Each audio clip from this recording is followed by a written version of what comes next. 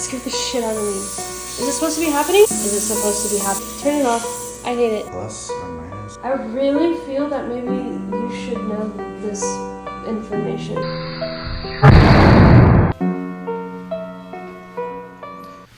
That was me when I was fat and stupid. Now, I'm wiser, sexier, and more effervescent, much like my drinks. Hi, I'm Jazz, and in this video, I'm gonna teach you how to carbonate anything and everything without blowing yourself up like a dumbass. We'll find out what the best setup for you is, how I built my rig from the ground up, and all of the sciencey tips and tricks to have you floating to the ceiling like that piece of shit Grandpa Joe from the 70s version of Willy Wonka and the Chocolate Factory. Let's take a drink, Charlie. Nobody's watching. Yeah.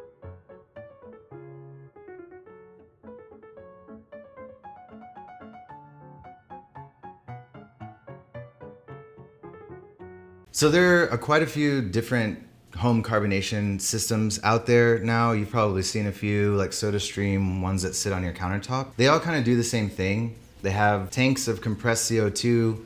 They force the gas into the liquid and it makes you a bubbly drink. Countertop machines have their pros and cons. You can find them fairly cheap on the aftermarket or whatever, but the problem with them for me is that a lot of them use proprietary little CO2 tanks, and those can get expensive over time, like constantly buying those little tanks and refilling them. They also only do a few liters, like maybe 20 liters or something. I don't know what it is actually. They don't hold as much CO2, so you have to swap them out all the time. Many of them will only carbonate water, not cocktails or juices or anything. Those can like ruin the whole machine. Depending on what you're up to, they could work, but they could also be kind of a nuisance and a pain in the ass. They also don't allow you to adjust your PSI. They don't allow you to use any bottle you want, any size bottle you want. A lot of them have their own special bottles, so you gotta go buy those special bottles and have 10 of them laying around or whatever. This setup solves a lot of those problems for me. It's got a large tank that lasts months, 6 months or more, depending on how much you're carbonating. And we carbonate a lot. It's meant to use regular soda bottles, really nice and convenient. You can have different sizes of soda bottles. It's relatively cheap to put together. It's about the same, I would say, as like buying a nice brand new Beverage machine or something like that. But over time, it's gonna be way cheaper because filling up this tank is usually less than 20 bucks, at least where I'm at. Partly why I like this system the best. I think it's the most versatile, the most cost-effective. I think it's the most versatile, the most cost-effective, and it's kind of like a professional grade vibe over here. I'm kind of into that. So I wanna get into how to set this up, what all of these pieces are, how to put them together safely so you don't like fucking blow yourself up, which is traumatic, I can attest. Hey Siri, play Scars by Papa Roach. Let's put this thing together. We'll start with the tank. The CO2 tank, this is a 5-pound tank. You can get 10, 20 pounds if you're working at like a bar or something. Maybe this is about as big as I could fit underneath my sink. So I went with the 5-pound tank. You do need to make sure these are inspected. I think the inspections, at least for my area, is a 5-year inspection. So once it's inspected, it's good for 5 years. And that's just to make sure that the tank isn't gonna like fail on you. Got this one on Amazon. It came pre-certified, which is nice. So we had 5 years on that one. If you're going to buy a tank aftermarket, you want to look for the markings on here that will have the date that the tank was manufactured, inspected or whatever. It'll be 5 years from that date, or you need to go get it inspected at your local gas man or whatever. We have a local spot that does CO2 gases and stuff for bars and restaurants, and that's where I get mine filled up. It's about $17 US. It lasted about 5 to 6 months, depending. I mean, we use it a lot. Like, I mean, obviously we're like cocktail people, creators, so I think a normal person would probably get a little bit longer out of it. So just know that you want your shit certified. So once you have your tank, it's full of gas. This part is the most important part. Again, this part is the most important part. This is the regulator. You'll want to make a note here that there's a washer here, and that's gonna allow this to get a tight snug seal, and that just screws right onto the tank.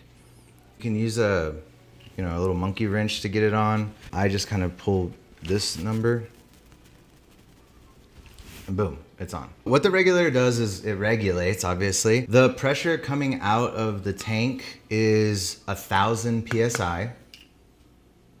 A lot. You'll see that the red dial here is bars, and that's barometric pressure. That's just another way of calculating how much pressure there is. You'll often see bars in like espresso machines use bars, but we're probably gonna focus more on PSI here. Don't mix them up because they're very different.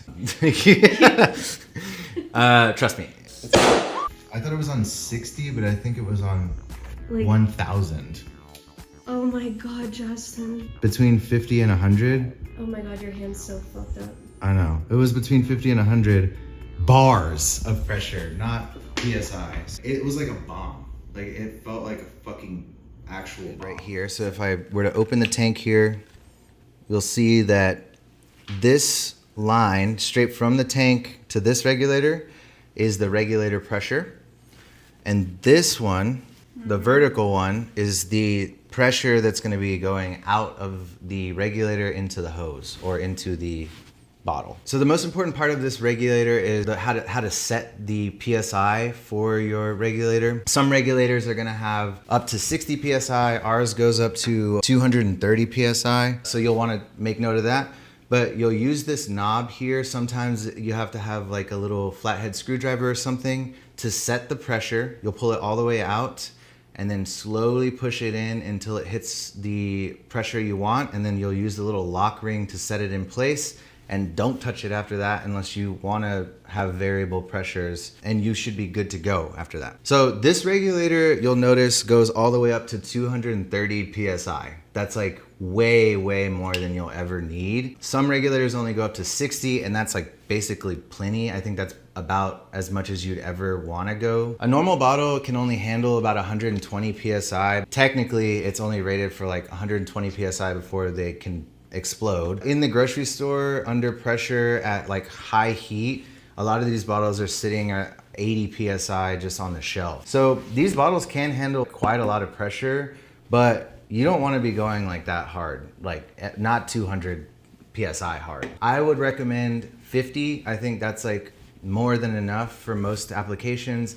That seems to get us like a Topo Chico level, like it burns kind of bubble. If you wanted to go down to even as low as 15, you could kind of recreate a little bit of a much lighter effervescent bubble. That's up to you, and that's like one of the greatest parts about this is you can kind of tweak how much, how aggressive you want your carbonation to be. I like my shit like super carbonated. Once you have your pressure set, you're good to start carbonating, but do not start carbonating until you're sure that your regulator is set at the pressure that you want. And again, that pressure should probably be around 60 PSI or less. Once you close your tank, you can bleed that pressure and it'll go down to 0. The pressure coming out of the tank will probably stay the same until the tank gets really low, but it will happen pretty quickly, like once the tank is really low. You'll also notice the tank is very light. This is pretty heavy right now, but once it's close to empty, it'll be like, like an empty soda can. One last thing for the tank before I forget. Some tanks you'll find have like a black cage around this part, and that is something I would recommend if you're setting this up for a commercial situation, like if you're at a bar or if you're at a cafe or something like that. That's just going to prevent any of this from getting knocked around. Good to have like a safety cage here. Ours doesn't really see a lot of movement, so it wasn't a big deal for me, but just keep... So the hose will just kind of slip onto this barbed connector, and then there's a little fastener here, a little clamp, and you'll just clamp that down. Simple, easy. This hose is just the kind of one that I could find on Amazon that worked, was the right size and about the right length. What I would prefer if I were investing in this would be find a hose with a wire outer layer. Those are gonna be a lot more sturdy. They're not gonna pinch or crack or tear as easily. That's more if like you're in a bar or something. For home use, I don't really have much of an issue with this, especially if I'm being careful with it. So that hose will go down to this part. This is basically the same barb again with a little screw-on connector. It's clamped on. And then the last part here is your ball lock valve connector. This connector is meant to fit onto a bottle lock valve that goes onto a normal bottle. The one that comes with it usually doesn't have this special back valve stopper. I opted for this one because I use this for cocktails as well as water. So this is very important. If you plan on using this for cocktails or anything with juices, syrup, coffee, anything other than water, honestly, even if you're just using water, it's probably a good idea because it's gonna prevent anything from getting into your hose. And that could be a problem if you're carbonating stuff with sticky juices and stuff and it gets in your hose. It's gonna start developing mold. It's gonna be disgusting. And then you're pushing like moldy crap into your water, your cocktails, your bottle, whatever. Obviously this hose can be cleaned, whatever, but just know that. The ball lock adapter for a regular PET water bottle, they come in plastic or metal. The metal one's nice and heavy and it works, but the plastic one works just as well. As far as I can tell, it's basically the same thing. They both have little rubber gaskets to help create a nice seal that may need to be replaced over time. Same with these top rubber that will help keep a nice seal. They may degrade over time. So the ones that I bought come with extra replacements. So if you ever notice that you're not getting a good seal or if there's hissing and stuff, that might be it. So the last part of this whole chain is the water bottle itself. These are Topo Chico water bottles, but what you're looking for is essentially anything that had carbonated beverage in it before should be rated for whatever it is that you're trying to do. Usually they're rated much, much higher than is necessary, so they avoid any problems during shipment and moving them around at the grocery store and shit like that. Any kind of Coke bottle, soda water bottle, I mean, we have multiple different kinds. These little bumpy parts on the bottom are especially designed to prevent blowouts. With these bottles, you can reuse them many, many, many times. We've had a lot of these since the very beginning. What you want to look out for is when they start to deform. If you start to see any kind of stretching, if you've ever seen a bottle that has like white kind of stretching on it, that's a bad sign. If you see any scratching or gouges on the inside or the outside, that needs to be replaced after that. These can handle quite a number of cycles before anything happens. If you see any kind of white stretching or anything like that, the bottle's gotta go. Glass bottles are super dangerous in this scenario. If you really wanted to kind of be extra in a presentation or something like that, you could carb in the plastic, transfer it into a glass fermentation bottle like this that is rated for high PSI, and then you could cap it off and it will keep the carbonation in there. But I would not recommend carbing in that at all. You could just create a fucking frag grenade basically. The plastic at the bottom of these is fairly thick and it creates really sharp shards. So they're not fully safe either if you don't know what you're doing. I'm not trying to scare anybody. As long as your regulator is set properly, you're fine. Learn from my mistakes. This program was made possible by contributions to the Very Good Tip Jar from viewers like you. If you're enjoying this video, please consider liking and subscribing to our channel. Thank you for your support.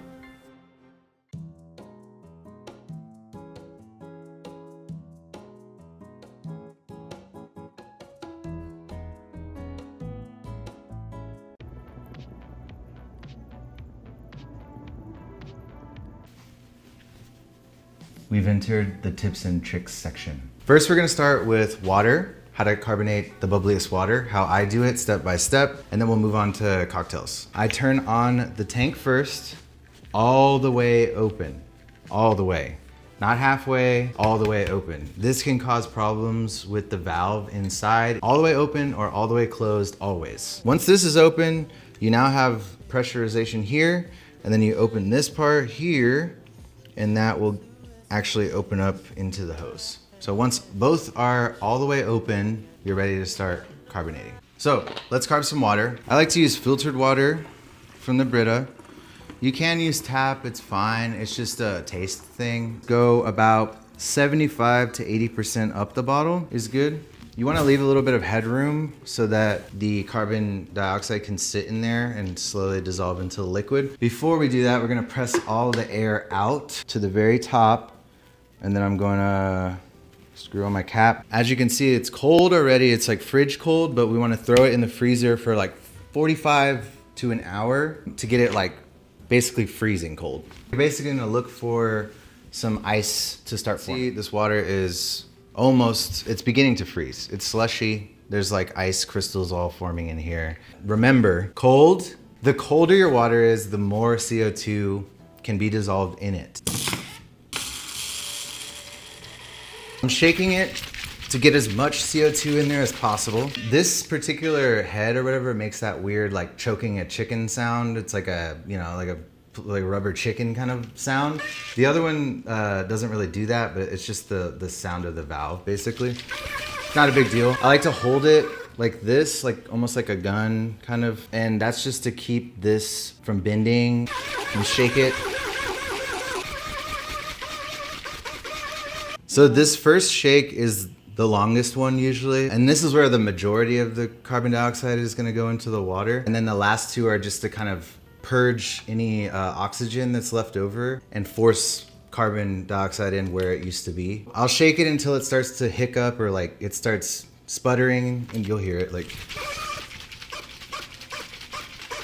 it's not really consistently coming in anymore. So you can stop. It's full of gas.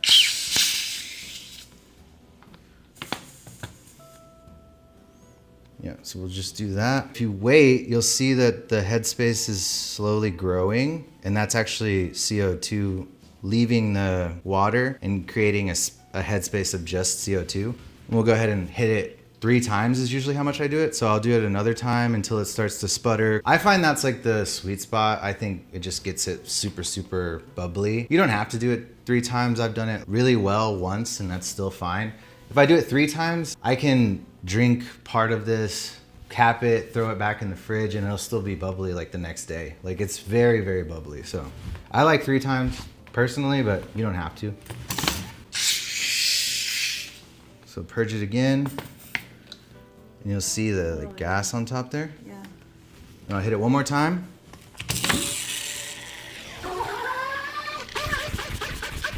All right. Best practice would be to take this fully carved, very, very bubbly water, throw it in the fridge overnight or for an hour or 30 minutes or whatever, and all of the CO2 that's trapped in here will slowly dissolve into the water even more. As you let it sit in the cold temperature, it will dissolve further. So just know that, I guess. Dama? Seriously. Dama. Let's carbonate some fucking cocktails, huh? So we did water, cool. Water's easy. All right, let's get into the nitty-gritty, okay? Cocktails, carbonated cocktails, is a little more finicky. There's a little bit more of quirks involved. We have to start with some nerdy shit just because I feel like it's important to note. You can do whatever you want, but I think knowing this stuff is gonna help you move forward and get the kind of cocktail that you want at the end of this situation. The most important parts of this are going to be nucleation sites, surfactants, or foaming agents. Nucleation site is just a fancy word of saying a place where bubbles can form. This could be dirt in your glass. This could be pulp in your juice. This could be cracks in your ice. Little places where bubbles can form. Bubbles are just CO2 leaving your drink. In order to mitigate that, to get as little nucleation sites as possible, people like to clarify their cocktails before carbonating them. The clearer your cocktail is before you carbonate, the smaller amount of nucleation sites you're gonna have, the bubblier it's gonna be for longer, and you know, that's important to some people. You can clarify your cocktail in a multitude of different ways. You could just run things through coffee filters, really fine filters. There's agar-agar clarification, where you kind of gel your juice and allow that to filter out. There's pectinase or pectinex is a popular way of breaking down plant cell walls and separating the juice from the plant matter. And then there's obviously milk clarification, which is a very popular way of clarifying cocktails that is going to be a little bit trickier because of proteins and surfactants and foaming agents. So anything that has protein is going to froth up. If you have anything with surfactants, it's going to froth up. So that's coffee, tea, milk clarified things are gonna have whey. And pineapple juice is another one that has a lot of protein in it, and that's gonna froth up as well. So even if you get it clear, it's still gonna be really foamy. It's gonna give the final drink a bit of a creaminess. Maybe that's what you want, maybe it's not, but it's a little bit annoying. Today I'm gonna be making the Baja Blast, one of the cocktails on our most recent pop-up that we did in Oklahoma City. It's inspired by the Baja Blast from Mountain Dew. It's just like a tropical Malort and vodka fizzy banger. And I'm gonna show you how to make it real quick. First, we're gonna use some clear pineapple juice, canned pineapple juice that was separated out, and then I just strained off the, the cloudy bits. I put Pectinex in it, let it sit for a second. Pineapple does have proteins in it. That's why when you shake a drink with pineapple, it sometimes has that really nice frothy head on it. That will come into play when you're carbonating, so just know that. The more pineapple juice, the more foam. So we're doing 3/4 of an ounce for this drink. Yuzu Super Juice, thanks Yuzuko for sending us this. This was also clarified but with agar clarification. So we did the agar clarification, just run it through a coffee filter and it gets pretty clear. We're just gonna do a 1/2 ounce of this Yuzu. This is Goya Passion Fruit Puree. Passion Fruit Puree. This doesn't even sound like real words anymore. That we added Pectinex to as well. So you can see it's nice and clear. 1/2 ounce of passion fruit. Yuzu, passion fruit, pineapple. Sounds good, doesn't it? Rich white sugar, simple. So 2 parts white sugar, 1 part water. Just need a 1/4 ounce of this to add some body and sweetness. Giffard Blue Curacao, 1/4 ounce. Oh shit, I didn't get the... Gorgeous. A 1/4 ounce of Malort. This adds like a nice underlying bitter backbone that makes it makes you want to keep drinking it. Like it just has that bitter edge that keeps you coming back for more. For our spirit base, we're just gonna do vodka. Some 1.5 ounces, cold vodka. The last bit of information that I can bestow upon you for your cocktail journeys, carbonated cocktail journey, dilution. Dilution is a little bit important when it comes to carbonating cocktails. I think when you're batching cocktails, the rule of thumb has been about 18 to 20% dilution for a normal cocktail. When it comes to carbonated cocktails, I like to go 40 to 50% dilution. If you were to make a Tom Collins, like how much percentage of the drink is actually soda versus like a daiquiri or something. The other part of this, alcohol dissolves more CO2 than water does. Meaning a cocktail that has a high alcohol content can absorb more CO2 than just water will. Meaning you need more CO2 to get the same amount of bubbles in a cocktail than you do for water. There's 2.5, 3.5. Squeeze all the air I can get out of there if possible. All right, then I can just pop this in the freezer until it gets really, really cold. Because this is a little bit warm, it's gonna bleed out a lot of CO2. So we're gonna be wasting a little bit of CO2 and it's just not gonna be as efficient. This needs to be like ice cold, freezing almost, and you can hit it once for quite some time and it'll get most of the carbonation that you need in there. But just for demonstration, I want to show you how much it foams if you don't.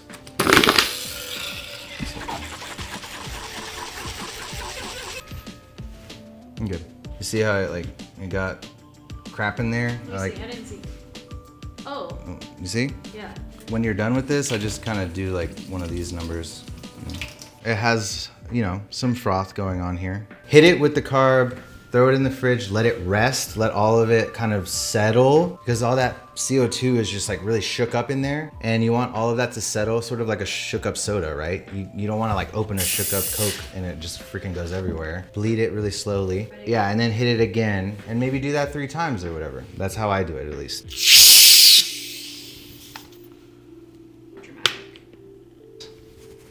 There's bubbles already in there. Yeah. But not enough. Never enough.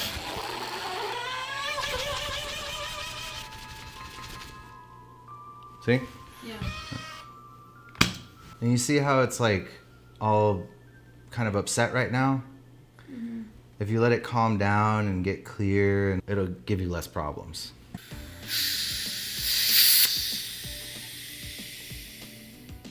You see, that's quite a bit of... So if you would have filled it up even to like... Oh yeah, it would have gushed everywhere. I read also for the drink mate, somebody said that they, when they're doing cocktails with like a lot of surfactants and stuff, that they do like half full for Yeah. the drink mate. You know, hit this again and like let that chill in the fridge or whatever. So I have one done here. Okay, the last thing I wanted to demonstrate was nucleation sites. Here we have a glass with multiple pieces of ice, lots of different edges for bubbles to form and escape, whereas this one has just like one piece of ice. So hopefully we'll be able to see kind of the difference here. I guess the ideal situation would be a very clean glass that's chilled and has no ice, but you know, for cocktails, ice, important, so. So this is like old at this point. This is like a week or more old, right? All the carbonation has had a lot of time to dissolve into the liquid, and it should stay carbonated for a long time.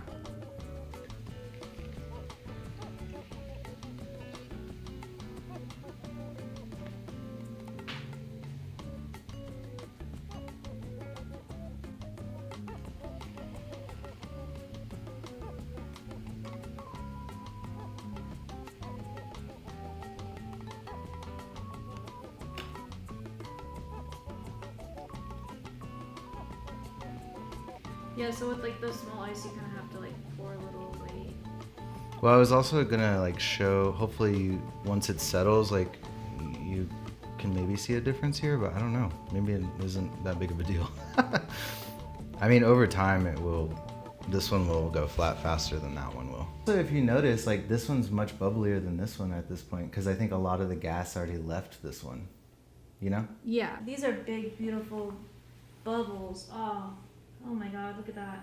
Wow. Well, yeah, I hope this was fun or interesting or helpful in some way. If you have any questions, please drop them in the comments. If you would like to purchase stuff to build your own rig, I think we will have like links for all the parts. Thank you. If you want to become part of the staff here at Very Good Drinks, simply subscribe and like the video. We also have a Patreon you can join, a Discord you can join with monthly challenges, and some of the most brilliant bartenders in the world from all around the world in that Discord to answer your questions and help you along your journey to create the most fun, beautiful drinks that your little heart desires. Thank you for being here.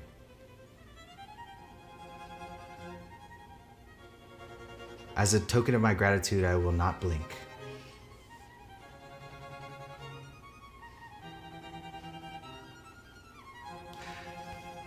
These are our patrons kind of going by right here.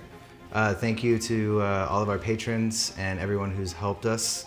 Thank you to all of the people who have supported us along the way. And yeah, we'll catch you on the next one.